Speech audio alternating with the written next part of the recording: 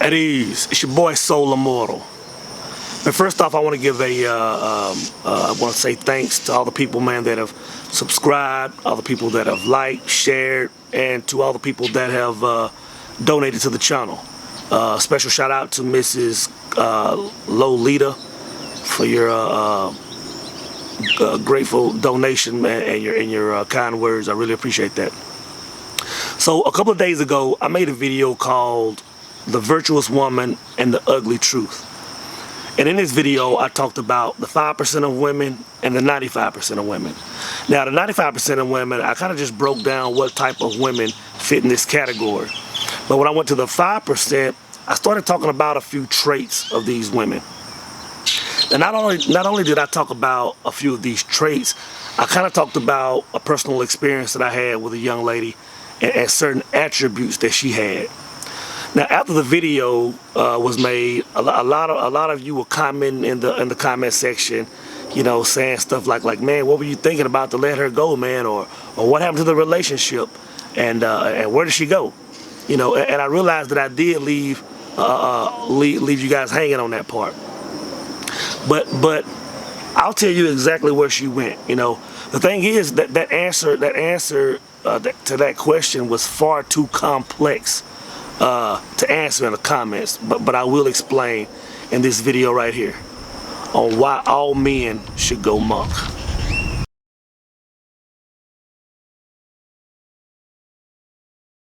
So before I get into what happened to this rare young lady, I need to disclose a few things, man, so you can get the full picture on what was really taking place, man. See, the Soul Immortal that sits here now was a completely different Soul Immortal, man, before now, right? So, I mean, I like to think that I've always had some level of conscious awareness, but in reality, man, I realized that I was completely lost, man. I mean, from day one, I always put happiness and fulfillment and success and all those things, man. I always put those things in things as far as like what I had or what I could obtain. I mean, even going back to I was a teenager, man. I mean, I remember as a young man, I had to be the #1 stunner, you know. I was the guy coming through the party, man, with the loudest system, you know, the hydraulics hitting the switches, coming through 3-wheel motion. I had to be that guy, man. And I fast forward to my 20s and 30s, and man, I've had every toy you can think of, man. I was a young brother buying the nice home at a young age, man. I had the Corvettes, I had the big trucks, the 4x4s, man. I had the Super Sport Impalas, the GTOs, the Hayabusas, the 4-wheelers. What else, man? You name it, man. And I had to have it. And what I realized is that it was never enough. It was always more to get, more to get. I always thought that, hey, man, you know what, this is going to make me happy. And once I got there, man, at a very short period of time, it was never enough, never enough. And I remember on my 37th birthday, man, I think I was still living in Shreveport, Louisiana at that time. On my 37th birthday, I set a goal. I said by my 40th birthday, I want to be living in Dallas. I want to be that brother making 6 figures, living on top of the city. And I got on my grind. And by my 40th birthday, man, I was having, in my opinion, one of the most epic pool parties, man, in one of Dallas's most prime locations, man. I had the spot with the perfect view, man. We had good music, good food, you know, drinking 40-year-old bottles of scotch. I mean, life was good, man. I mean, in my opinion, I had made it. Like, this was it. You know, like I was on top of the world, man. And on the outside, man, everything looked good, man. But on the inside, I was completely dead, man. Now, in a few videos, I've referenced a point in time where I was back home for a funeral, man, and this old schooler gave me some life-changing advice. This was the point in time where all this took place, man. This guy pulled me to the side, man, and he told me, hey, you know what? I like the way you're moving, man. You're doing big things. but just think if you did this, just make this small alteration in life, how everything would change. And I sat there and talked to that brother, man, for about 45 minutes, man, and he gave me some life-changing game. Changed my whole life. So it was at this point, man, is where I just began losing interest in all that I had, man. And I began to set out, man, to find my treasure, man, which was knowledge of self, you know what I mean? So you ask, you know, what does this have to do with the young lady, man? Like, we're getting off topic. I'll tell you exactly what it has to do with her, man.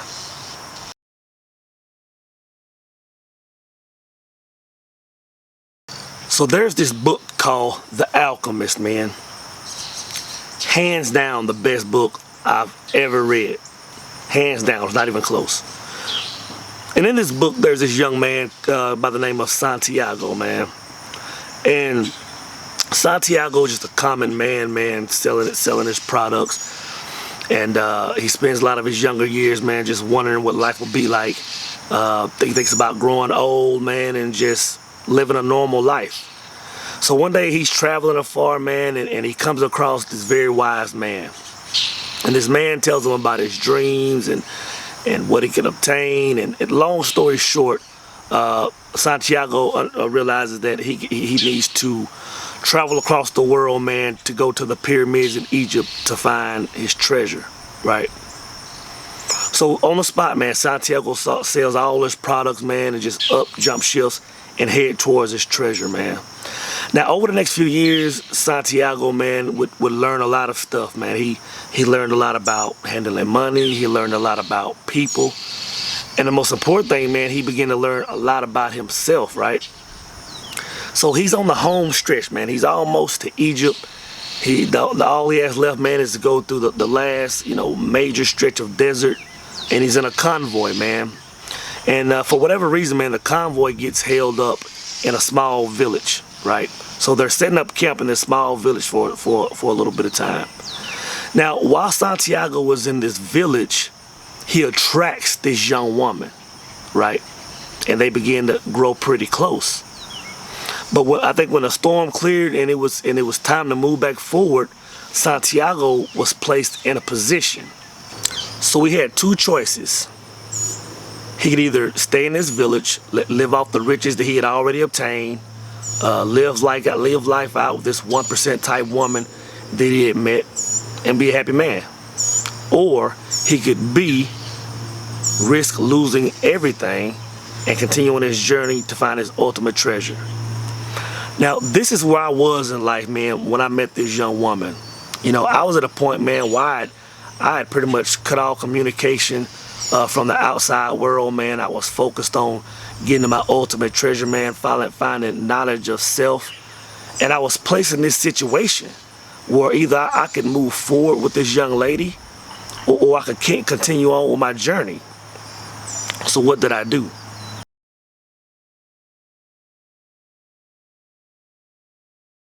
So what I did, man, was not a very easy decision at all. So you gotta understand, man, that up to this point in life, man, I'd had so many of worldly possessions, and I was still empty, man. So at this point in life, man, I needed to have a one-on-one conversation with the Creator. I needed to see God, man. And I don't mean seeing God in some building on Sundays, man, or in some book that I chose to pick up. I needed to see Him inside of me. So what did I do, man? This was the point in life when I decided to go monk. You know, at this point in time, guys, I completely separated myself from everything. I cut the television off. No television, man. Absolutely no social media, man. Even on my YouTube videos, man, if you look, there's a 6-month gap, man, where I made absolutely no videos. I actually limited myself to watching very few videos, man. All I did pretty much on a daily basis was read, meditate, and sleep. Read, meditate, sleep. Read, meditate, sleep. Every day, all day, man. Because what I wanted, what I needed, man, was this ultimate this ultimate information, man. See, I was tired of being. I didn't want to be a common man. I wanted information that the common man didn't have. I wanted knowledge that the common man didn't have. And I know that I had to separate myself from this world, man, to get that knowledge, man. So what happened to the young lady? Well, as I decided to go my own way, she decided to go hers, man. And, you know, we would stay in touch, you know. She began to do several spoken word events, man. She began to get a few modeling jobs, man, appeared in a few different magazines, and I was always there to support her, man. You know, we were both into traveling. She would do her traveling, man, I would do mine, and we would exchange pictures, man, and talk about it every once in a while. And every once in a while, we would even hook up and have a good lunch, you know. And I remember, man, every time we had lunch, man, we always talked about MGTOW issues and red pill issues, man. And you know, really, she agreed with a lot of the MGTOW issues. One thing I remember she not agreeing with, man, was this. And I could always push her buttons when I brought up the 5% and the 95%. In her mind, 95% of women just being worthless, man, was far too large of a number. But I explained to her, I said, you know what, that's a gracious number, man. But anyway, you know, we would also talk about marriage, you know, and I told her my views on marriage, man, and how I don't think anyone should get married, you know, based on the laws and all this stuff. And she was like, you know what, you're dead on point. You know, no, man, you know, marriage is an outdated situation, man. So, you know, we talked about a lot of stuff, man. Now, the last time I saw this woman was a couple of months ago. I was out here at the pool, man. I was barbecuing a little bit, so I invited her over, man. Had a good time, man. We did some swimming, did some eating, man. And this is what I remember, man. I remember we were swimming in the pool, and she came up behind me, man, and she grabbed me around my neck, and she whispered in my ear. She says, whenever you get to the place where you're going, she said, I'll still be here. So I realized two things that day, man. I realized that, one, the 1% woman is fully aware that the 95% woman could never compete with her. She is fully aware that what she has to offer, that the 95% woman could never give that much to a man. So she realizes that. And two, she realizes that it's imperative that a man stay on his mission, stay focused, and stay looking forward. You know, I think back to Santiago, man. When Santiago decided to leave the camp, man, leave the woman behind, and continue through the desert, man, to find his ultimate treasure, the young lady said this to him. The young lady said that, you know, if you decide to stay, you will forever be miserable because you'll always wonder what you could have had. So guys, I really recommend you reading that book. It's definitely a must read. Definitely go pick that up.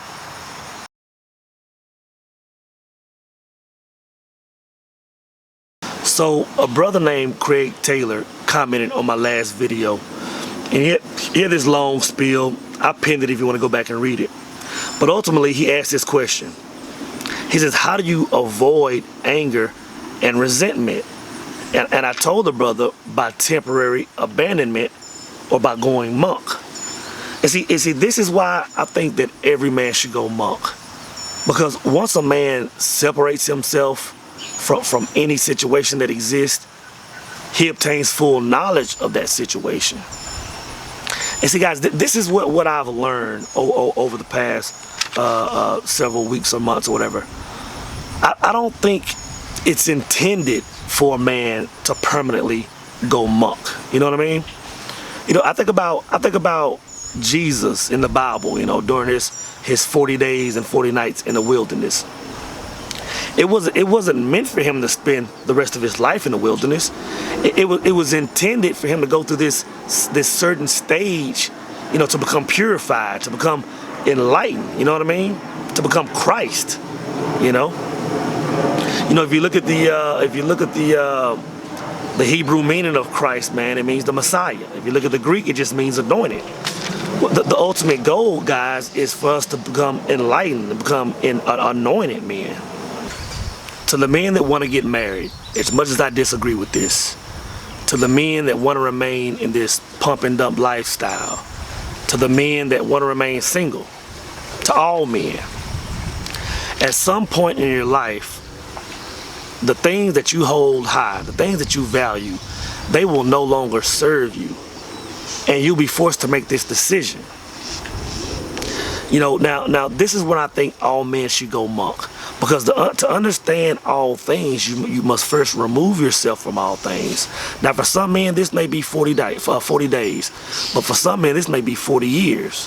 Whatever it takes, this is a stage that all men must go through.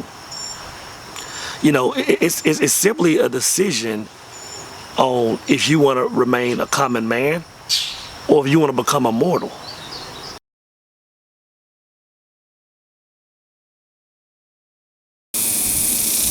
So what happened to Miss 1%? So guys, as I closed out my 40 days and 40 nights in the wilderness, as I descended down the mountain of Monk, I realized a few things. First thing is this: I can spot a 95%er from a million miles away. I mean, when I'm out at restaurants, when I'm at the mall, when I'm at the movies, when I'm at the pool, it's almost like I'm to a point where a woman doesn't even have to open her mouth. Just the way she moves, just her aura, man. It's almost like she has 95% stamped on her forehead, all over the place, everywhere I look, 95, 95, 95. And the other thing I realized is this, that if I'm to ever spend time with a woman, she is going to have to be at least a 1%er, or I just don't have time for her. So the question you guys ask, what happened to Miss 1%? Well, I'll let you know what I realized about Miss 1%, right? Miss 1% is a woman of understanding, right? See, the whole time I've been going through my journey, she knew I had to go through it. She knew I needed that distance, right? But at the same time, she's always been there. We've kept communication. Every once in a while, she'll comment on one of my videos, and just so happened, man, after I made this last video, man, she reached out to me, man, yesterday, and told me, that she was proud of the man I was becoming, and she's enjoying the videos. She looks forward to see my further growth, right? And we discussed, having lunch, man. So, here in the next couple of days or whatever, man, her probably hook up, have some lunch, have some good conversation. So really, man, to answer the question, what happened to Miss 1%? Really, she never left, man. Really, she's been there the whole time. Like I said, she's a woman of understanding. So I hope that answers your question, man. It's your boy Soul Immortal, and I'm out.